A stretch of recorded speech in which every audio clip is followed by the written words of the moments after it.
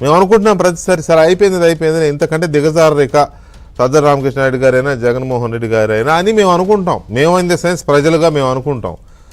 మీరు ప్రతిసారి మమ్మల్ని తప్పని అని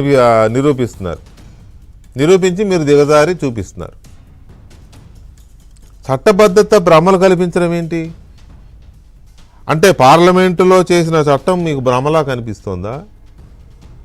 రాష్ట్రపతి గారు గెజెట్ ఉత్తర్వులు మీకు భ్రమలా కనిపిస్తున్నాయా?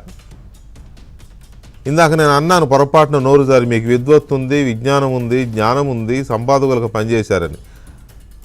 అసలు అవన్నీ ఎలా చేశారు నాకు ఇప్పుడు డౌట్ వస్తుంది. అమరావతికి చట్టబద్ధత అంటూ భ్రమలు కల్పించడం ఏంటండి? నాకు అది జీర్ణించుకోలేకపోతున్నా నేను.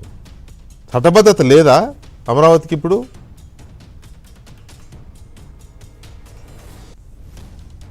ఇది ప్రజలకి మీరు ఇదే చెప్పదలుచుకున్నారా?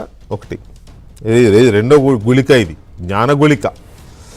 ఇక మూడోది, ఇది అద్భుతమైన జ్ఞాన గుళిక. ప్రజాజీవనం లేకుండా అమరావతి లైవ్ సిటీ ఎలా అవుతుంది?